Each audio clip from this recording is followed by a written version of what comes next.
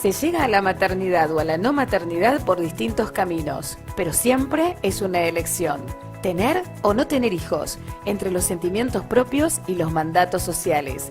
Mujeres, hombres, parejas que hacen hasta lo imposible para tener hijos y aquellos que prefieren no tenerlos. Hoy hablaremos de embarazo adolescente. Bienvenidos a ¿Y ustedes para cuándo?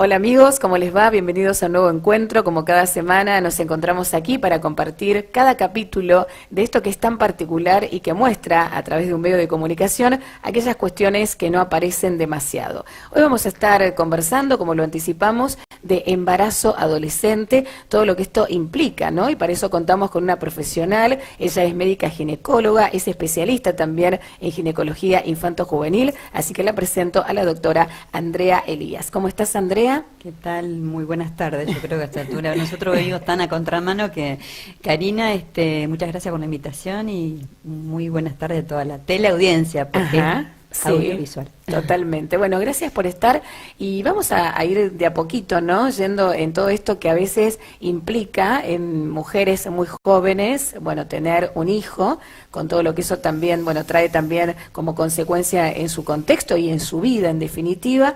Pero bueno, yo decía que vos sos una profesional de la ginecología y que, bueno, te has especializado sobre todo en todo lo que es ahí, ¿no? Esta incertidumbre y estas cuestiones que empiezan a aparecer a una edad, ¿no? Hablemos de 11, 12 años, incluso ahora un poquito más, más jóvenes, ¿no? Cuando empieza ahí la primera menstruación y demás.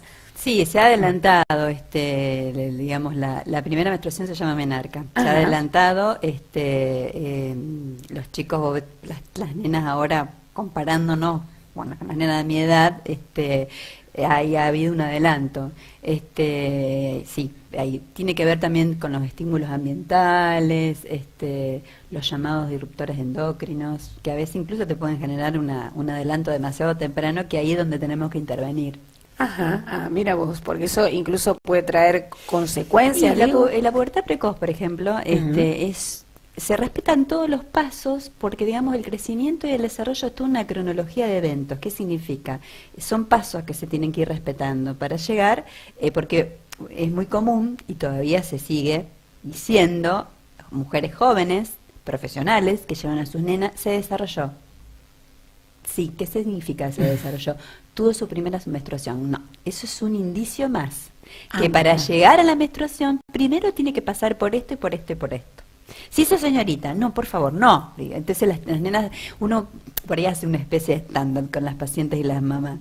Si esa señorita, ¿qué es este término? Si esa señorita tuvo su primera menstruación, pero antes de llegar a la primera menstruación, primero tuvo que tener desarrollo mamario, después tienen que aumentar de peso porque si no, no crecen. Los chicos, por algún problema que están desnutridos, no tienen un crecimiento, tienen un retraso de crecimiento, en este caso las nenas, y bueno, no tienen una menarca retraso de crecimiento, por supuesto que se retrasa todo. Pero antes de la primera menstruación, te estoy hablando de los eventos puberales, tiene que haber una serie de pasos. Entonces vos les explicás, eso consiste en la consulta, en que todos los cambios que está generando su cuerpo en este momento, que por ahí no entienden, y porque ahí algunas, por ahí se les adelanta un poquito con respecto a las... Vienen preocupadas porque todavía no menstruan. Claro, porque mis amigas sí, y por ahí yo no. Claro. Y otras vienen porque se les adelantó, y algunas no lo asumen y lloran. Mira. El tema es que a veces llora la mamá cuando realmente menstruan en la edad, digo, no, escucha, no podés llorar. No, es que la veo tan chiquitita y tiene 12 años, está en la edad promedio. Claro. Se ha adelantado, sí. Pasa hay muchos estímulos de todo tipo, o sea, no solamente en cuanto a lo físico, sino también a lo emocional. Y ¿eso también influye entonces, Andrea? Mira, en el crecimiento y el desarrollo influyen, hay muchos parámetros que influyen, más allá de que pueda haber está lo genético, pero hay cosas que te detienen, digamos, la expresión de lo genético, y que esto todo, digamos, lo que circunda al medio ambiente, que hoy en día se habla mucho de la epigenética. Entonces vos para que una chica respete sus, digamos, los pasos, tiene que tener una buena alimentación, actividad física, una vida emocional, digamos, saludable emocionalmente de todo. Cuando hablamos de vida saludable, saludable desde todo punto de vista. Una determinada cantidad de luz, porque la luz influye también en la activación de la parte hormonal. Entonces son y muchos, digamos, condimentos, estoy hablando condimentos para tener una terminología más accesible, que influyen, digamos, en el tema del desarrollo. Y por qué a veces se desarrollan más temprano. En general no hay una causa, uno siempre la investiga, en general, pero estamos hablando de el disruptor endocrino, que yo recién lo mencioné y lo explico qué es una sustancia del medio ambiente que va a actuar en el lugar donde actúa la hormona. Es como una proteína que actúa en un lugar específico. Yo le explico a las nenas o a las mujeres. Digo, yo para abrir esa puerta necesito una llave que me combine con esa cerradura. Entonces, las hormonas actúan en diferentes lugares, pero tiene que haber como una afiliación, digamos, una afinidad. Una afinidad, tiene que combinar. No significa, ay, la levo, qué sé yo, la hormona tiroide, actúa en todos lados, pero tiene que haber una afinidad. Entonces, ¿qué pasa? Y hay sustancias del medio ambiente que pueden actuar a nivel de las hormonas, de los lugares donde actúan las hormonas, y que se llama disruptores endocrinos. Mira. Y no generalmente pubertades precoces. Sí. Hay lugares con muchas pubertades precoces. Mira qué interesante. Bueno, esto no es, digo, muy común de escuchar, pero es valioso. Pero que lo hoy, vemos mucho. Claro, lo vemos, en la alimentación, por ejemplo, lo vemos, los nutricionistas te van a hablar mucho de los disruptores endocrinos en cuanto a la obesidad. Y no solamente en eso, sino a nivel del... Hablando de los disruptores endocrinos, hoy en día se habla de la genética. La genética es la información que nosotros heredamos. Pero esos genes se pueden expresar a veces puede haber una alteración, pero a veces sin haber una alteración se expresan de distintas maneras. ¿Por qué? Porque hay sustancias del medio ambiente que hace que la genética, que esos genes que nosotros heredamos, se expresen de distintas maneras. Y a veces no significa algo patológico, a veces puede ser patológico o no, porque no hay una alteración. Eso se llama de epigenética, que se está hablando muchísimo, que es una rama fascinante. Es cierto. Y bueno, y Andrea, ¿vos qué ves habitualmente en el consultorio, digo, como especialista ahí en estas niñas que van muchas veces acompañadas de sus mamás? ¿Qué es lo general que ahí aparece cuando, bueno, ellas tienen que ir quizás por primera vez a un especialista en ginecología? Bueno, con respecto a los motivos de consulta, nosotros somos ginecólogas pediatras y ginecólogas de la adolescencia, o sea que varía, por supuesto. Sí. A veces nos pasa en la sala de espera, que hasta la secretaria misma, porque yo estoy en un sanatorio en la parte de pediatría, y después, bueno, en adulto que veo, no hay límites de edad. Y entonces tan chiquitita, bueno, son otros motivos de consulta, no es que vos llevas a control, porque todo lo asocia... el control ginecológico de la adulta, es otro control. Por ahí las recién nacidas, las madres están inquietantes porque nacen estimuladas por las hormonas maternas, entonces tienen los labiecitos como hinchaditos, edematizados, las mamas, una hipertrofia de la mama, que es común por las hormonas que atraviesan la placenta, las hormonas, o sea que las nenas nacen estimuladas. Entonces esas consultas, a veces los labios pegadito y demás. Eso es la parte de las vulvovaginitis, es la parte pediátrica. Después tenemos la parte del crecimiento y del desarrollo, que ahí vienen para que le expliquen por qué, y doctora, ya que está, explíquele, porque, a ver, la veo bastante grande y dentro de poco, entonces uno le explica cómo funciona su cuerpo, cómo funciona el aparato reproductivo, cómo se produce un embarazo. Y vos decís, a esta altura sí, porque lamentablemente el tema de la educación sexual... Y eso iba, ¿no? Sí, porque igual esto, bueno, está generando como todo debate aquí en nuestro país puntualmente, si bien esto es ley, ¿no? En la educación sexual integral básica en las instituciones educativas, y ya hace unos cuantos años que es así, parece como que en este último tiempito, ahí, bueno, empieza a aparecer toda esta serie de controversias, ¿no? De, bueno, ¿cuáles son los contenidos que le van a dar a mis hijos, ¿no? En determinada escuela que yo he elegido para que ellos se formen, la verdad que no me interesa que le estén hablando de esto, o sea, hay mucha desinformación también sobre lo que significa, sí, ¿no? sí, sí, La sí. educación sexual en las escuelas puntualmente, Andrea. Sí, sí.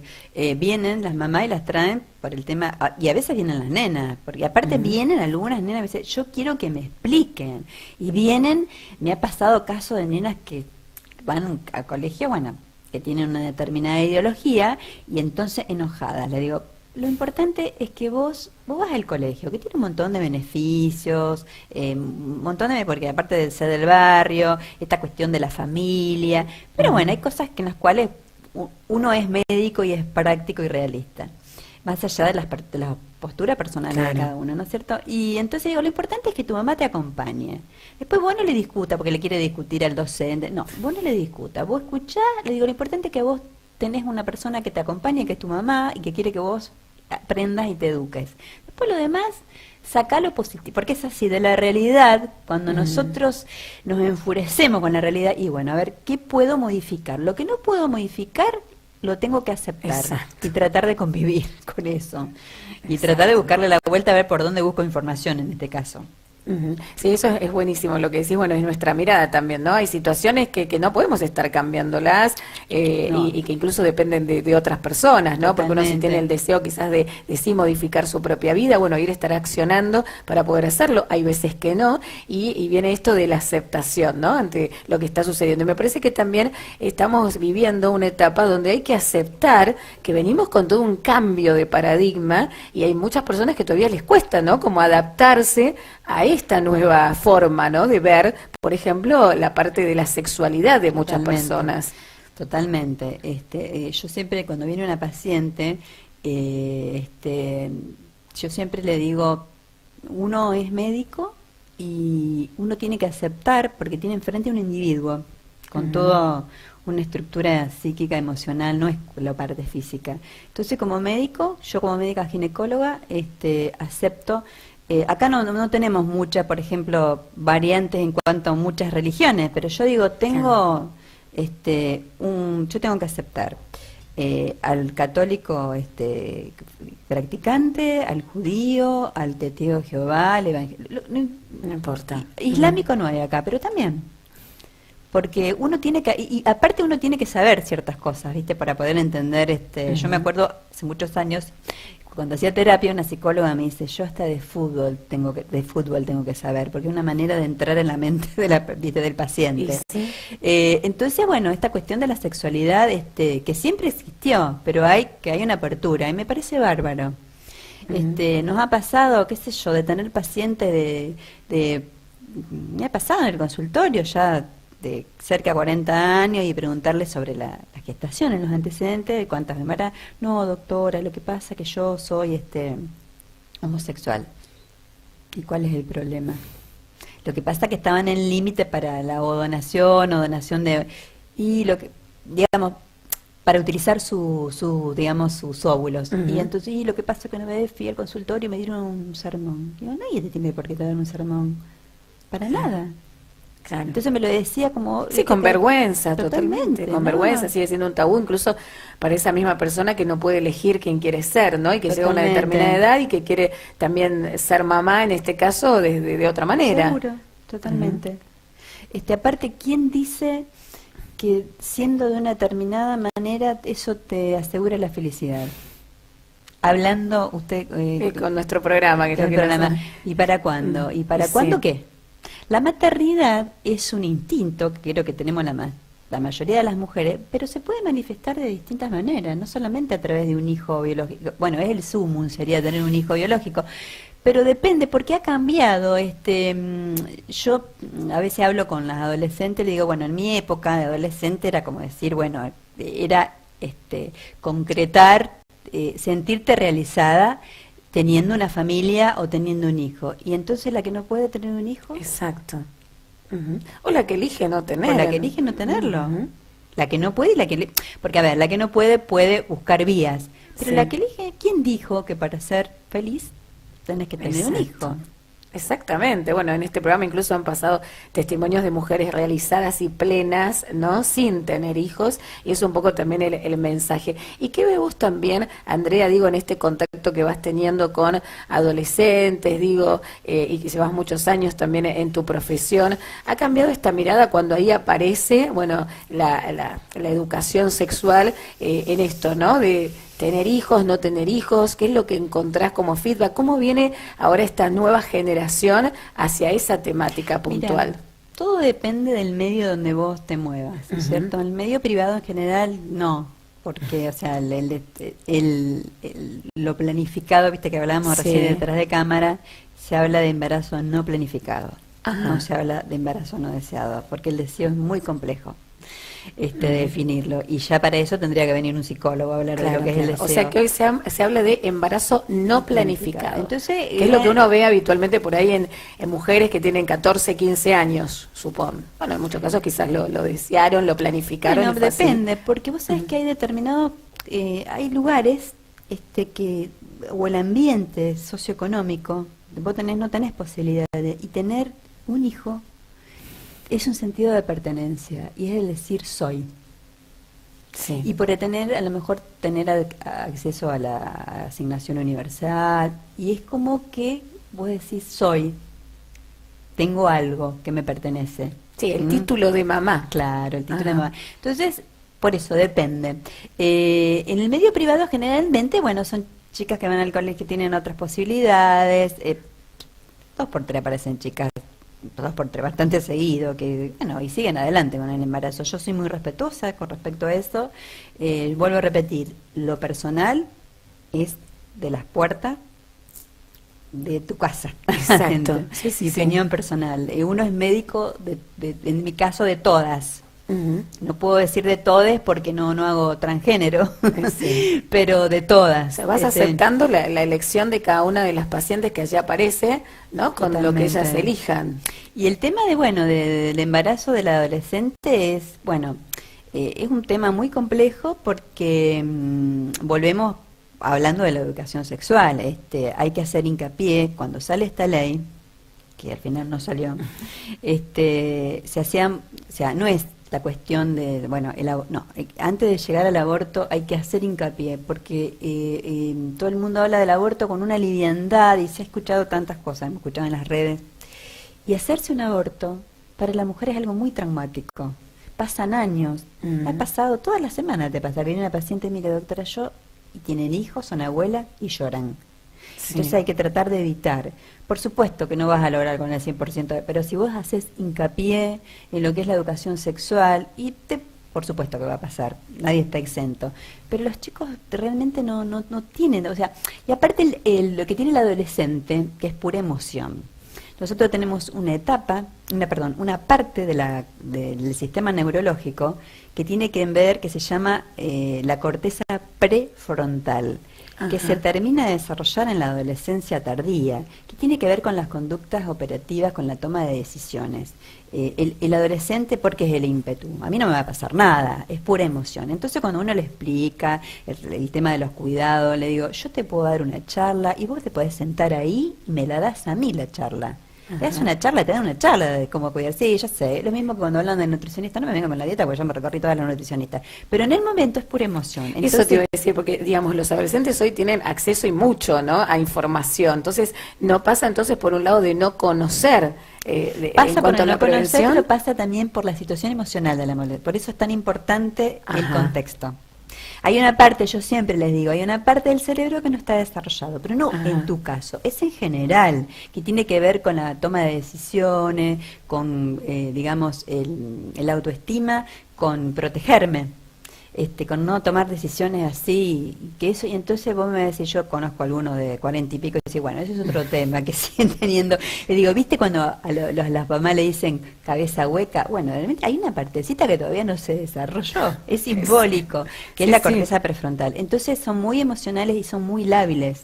Y hay circuitos neurológicos que se comparten entre el placer, la sexualidad y la adicción. Y son muy lábiles siempre, toda la vida, pero más de todo en esta etapa.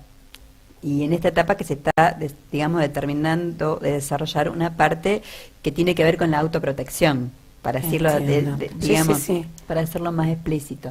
Claro, entonces ahí se explica un poco porque uno lee las estadísticas y van como en aumento los embarazos, digamos, de mujeres muy, muy jóvenes, ¿no? Y bueno, y entendiendo en esto que vos también antes decías, quizás en muchos casos embarazos inesperados, no planificados. No planificados. Y después, bueno, vuelvo a repetir, muchas deciden adelante, hace poquita semana, la semana pasada, doctora, entra la paciente con su parejita. Si vos ves que entra no es varias veces me ha pasado, si entra la paciente con su parejita y dos señoras atrás, vos ya te imaginas la situación. Sí. Y bueno, quieren seguir adelante, me parece bárbaro.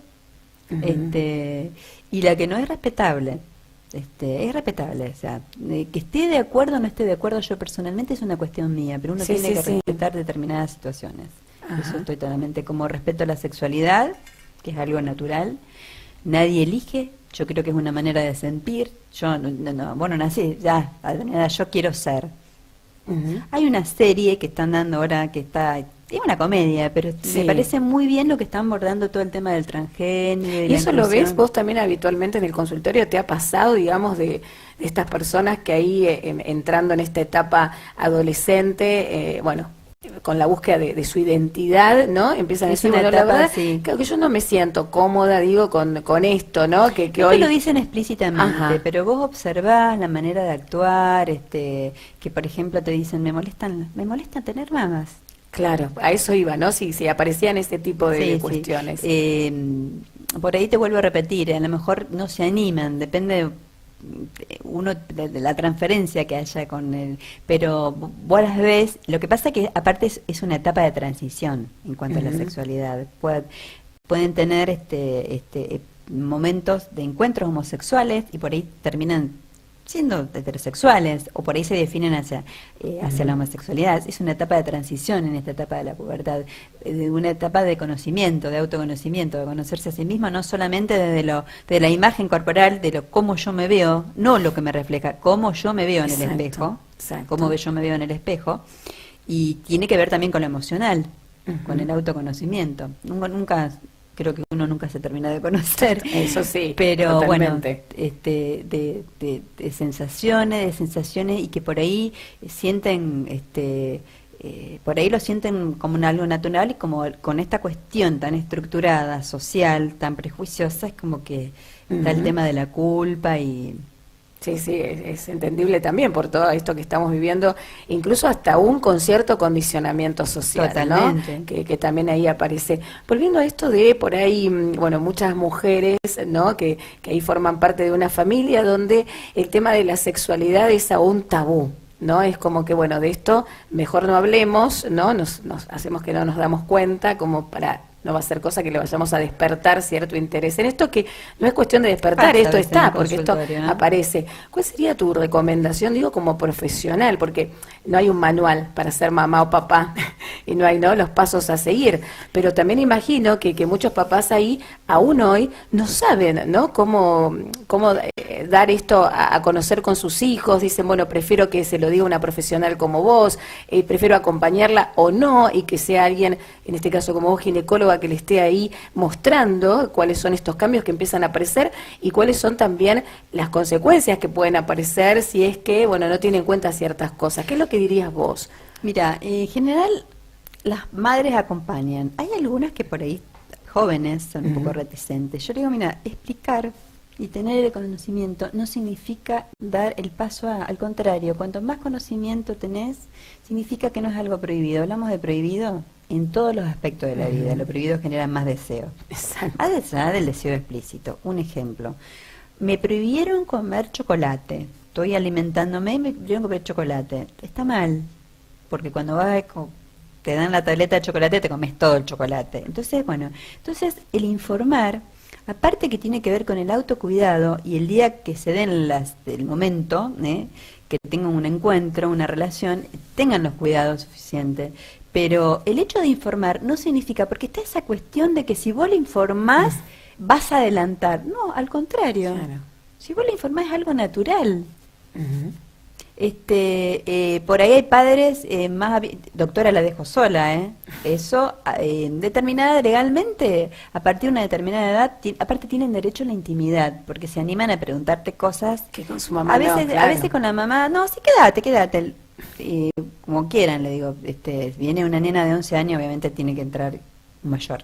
Ujú. Legalmente nosotros tenemos que se tiene que tener un mayor, pero viene, qué sé yo, una chica de 13, 14 años a informarse sobre anticoncepción, tiene derecho a tener su espacio, a la intimidad, porque se va a animar a hacer preguntas que por ahí con la mamá no, y la mamá no quiere escucharla, porque aparte se ponen colorada, y entonces escuchan y por ahí te da causa gracia. Doctora, a mí eso nunca me lo explicaron. Yo me quedé embarazada así, no sé cómo que te quedaste embarazada vos. Pero bueno, porque son chicas jóvenes, pero no han tenido toda esta apertura de la educación y esta apertura de por ahí de que te hablen en tu casa. Porque vienen mamás que yo les explico, pero no es lo mismo la palabra del profesional. Sí, bueno, eso también lo decíamos anteriormente, ¿no? Por ahí hay muchas mamás que prefieren, ¿no? Que vayan Claro. a un profesional, a una ginecóloga. Lo mismo pasa, digamos, a nivel, me ha pasado a dar charlas en colegio y que la profesora de biología que dan, porque está dentro de la currícula, dice, a mí me hacen preguntas de anticonceptivos y yo no sé qué contestarle, eso lo tiene que manejar un médico Exacto. ginecólogo. La Ujú. charla de educación sexual la tiene que dar un médico ginecólogo que tenga manejo de anticoncepción y todo lo que es la salud reproductiva. Bien, y habitualmente vos ves allí que las adolescentes, digo, están siendo bastante cuidadosas con esto, se preocupan, bueno, o tiene que ver también con Hay de lo que todo. antes hablabas, claro, que por ahí en lo privado es de una manera, en lo público es de No te creas, en otra. lo privado también hay de Imagino. todo, sí, hay de todo, no es una cuestión, por supuesto que bueno, cuando hay determinada marginalidad te es más difícil, pero hoy en día los centros de salud tienen todo, o sea, hay métodos anticonceptivos, hay un método anticonceptivo, por ejemplo, que es el implante, que el chip le dicen, que a lo Ujú. mejor, o sea, la que no tiene obra social lo consigue y la que Exacto. tiene obra social no lo cubre la obra social, no es barato. Ujú. Entonces me ha pasado de estar en una obra social y que se atendían en un dispensario y de repente cambiaron de obra social y vienen a colocarse el chip y la obra social no se los cubre. Y tampoco pueden ir al dispensario porque cuando tenés una obra social determinada que te salta, bueno, en el sistema y demás. Los medios están. Vuelvo a repetir, o sea, por ahí hay momentos que como todo puede faltar un medicamento, pero los medios están. El tema también, yo creo que las políticas de salud son responsables y tienen que hacer hincapié en todo lo que es la educación sexual. Bien. Siempre uno trata de evitar que se tome esa decisión que es cruel para la mujer. Ujú. No lo digo desde lo moral, sino desde lo emocional. Es cruel para la mujer, digamos se sufre mucho. Uno lo ve, te vuelvo a repetir, abuela, y Sí, lloran. lo ves a diario, así que... Y lloran, yo me tuve que hacer porque me pasó esto, porque me quedé sola, no tenía cómo mantenerlo, yo sé que cometí un error. Bien, o sea que lo importante ahí es la información, Información. Y esto, y la recomendación La también. información, hacer hincapié en educación sexual, Bien. cómo cuidar el cuerpo, cómo cuidarse, porque está el tema de, bueno, esto da para otra charla, el tema del abuso, el tema del consumo de sustancias que consumen, la previa, consumen y no saben dónde están. Claro, ¿Qué yo pensé pasó? que iba a tener todo bajo control, ya estaba sumamente informada y en ese momento pasó lo que no quería que pasara. Claro, y no te Claro. dio cuenta, vos Ajá. te dicen, amanecí al lado y no supieron qué pasó. Entonces, el tema del autocuidado, Perfecto. no solamente desde una relación lúcida, sino cuando vos estás bajo una sustancia que es terrible, Entiendo. terrible. Bueno, Andrea, la verdad que un placer, da para seguir conversando mucho más contigo, así que te agradecemos por haber estado hoy en el programa y te vamos a volver a convocar, si a vos te parece, para que podamos también compartir algún otro tema dentro de lo que son los capítulos de ¿Y ustedes para cuándo? ¿Te parece? Me parece. Muchas gracias por la invitación, Karina. Bueno, estuvo con nosotros la doctora Andrea Elías, ahí estuvieron viéndola y escuchando atentamente todo lo que se refiere en el día de hoy a la educación sexual, sobre todo en las adolescentes y este embarazo muy muchas veces no planificado.